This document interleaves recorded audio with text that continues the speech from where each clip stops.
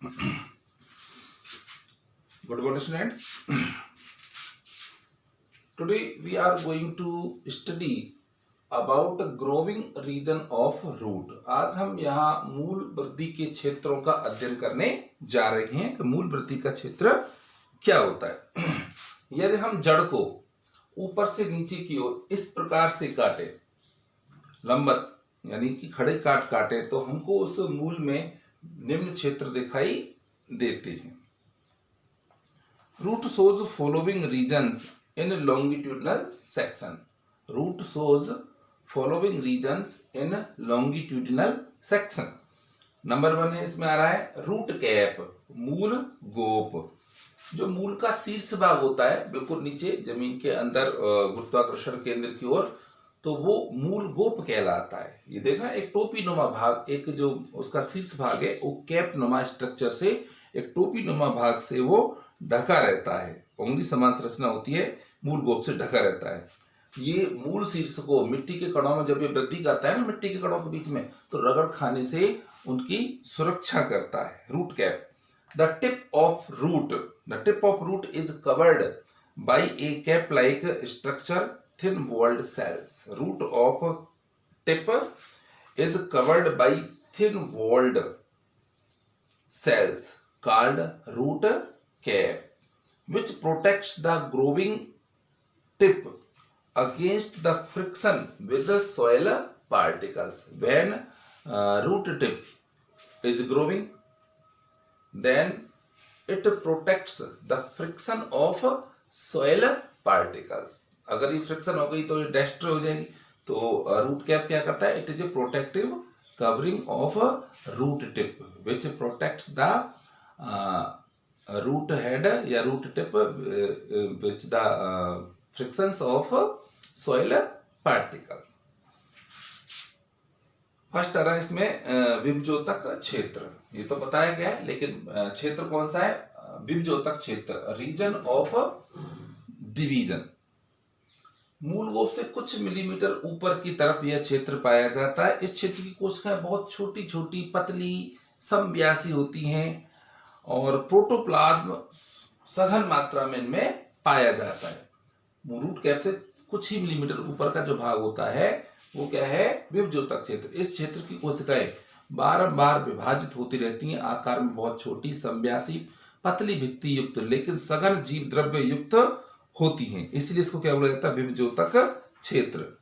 Just above of the few millimetre of root cap a activity meristemic region is found. A actively meristematic region is found.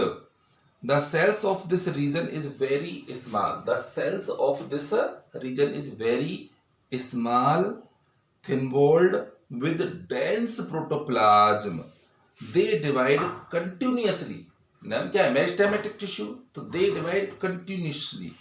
So this region is also called meristematic region because they divide again and again.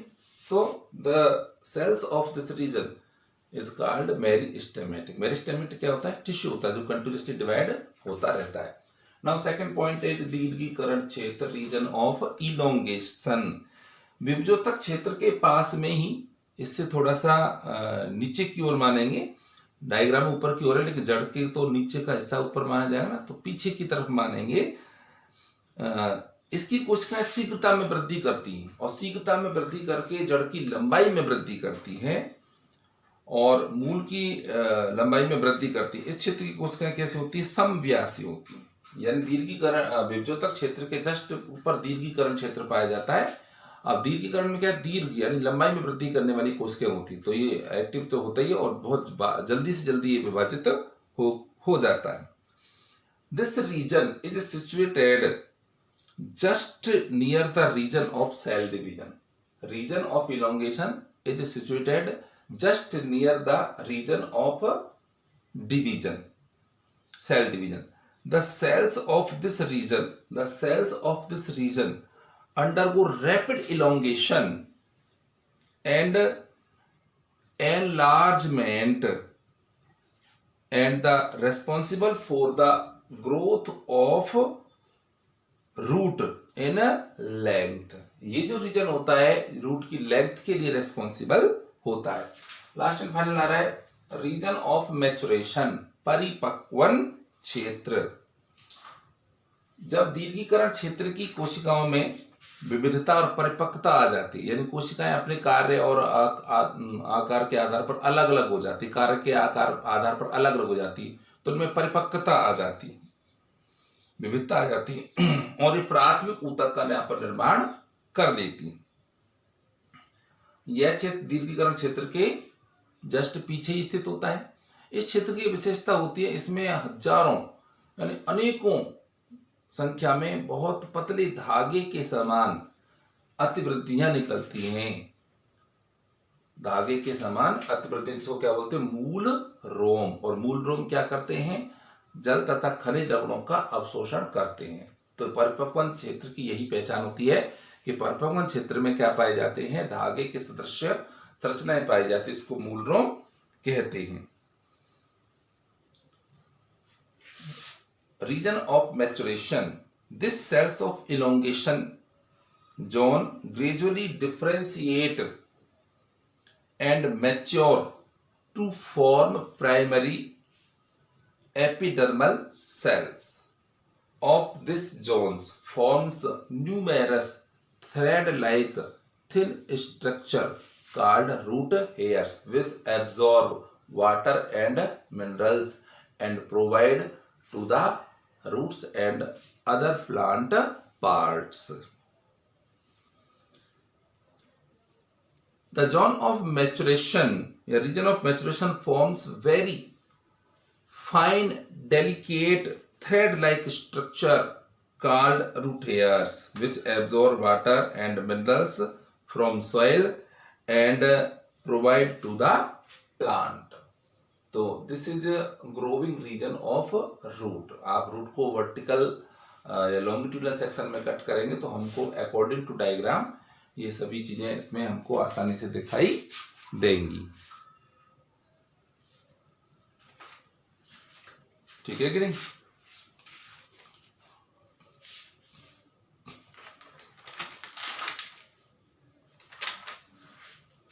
अब इसके बाद मैं आपको बता दूं, ये अपना हो गया मूल वृद्धि के क्षेत्र, ग्रोविंग रीजन ऑफ रूट्स। इसके बारे में हमने अच्छी तरीके से बता ही दिया। और कोई दिक्कत हो तो बताओ। बस आपको खड़ा काटना है। जैसे गाजर मूली नहीं है क्या? गाजर मूली खुद में एक रूट है, जड़ें हैं, मूल है। Carrot and radish also is tap root.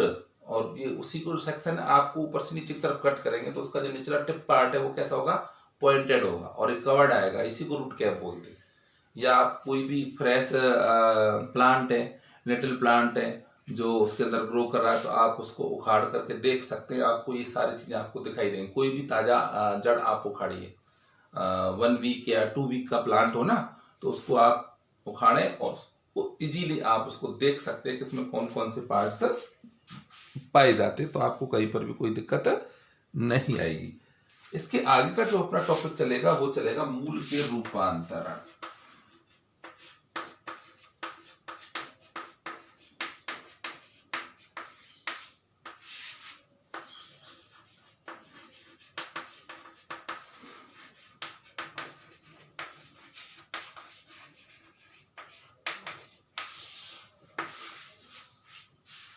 जल खनिज लवणों का अवशोषण, इनके अतिरिक्त जड़ों के भी बहुत सारे कार्य होते हैं। तो भिन्न भिन्न कार्य करने के लिए जड़ें अपने आकार संरचना को बदल लेती हैं। इसी को जड़ों का रूपांतरण कहा जाता है। जैसे भोजन संचय करना, सहारा प्रदान करना, श्वसन करना आदि। रूट्स में undergoes changes in their shape and structure. Roots may undergoes changes in their structure and shape and become modified to perform special functions like as food storage, respiration, supporting etc. तो कौन कौन से अपने जड़ों के रूपांतरण है कार्य करने के लिए, इसमें हम सभी के बारे में बताएंगे। मूसला मूलों का रूपांतरण बताएंगे, अपस्थानिक जड़ों का भी रूपांतरण हम आपको बताएंगे। From perform various functions, roots become modified into various shape and size and structure. The modification of taproot and modification of adventitious roots. But this point we are study next time. Okay, thanks.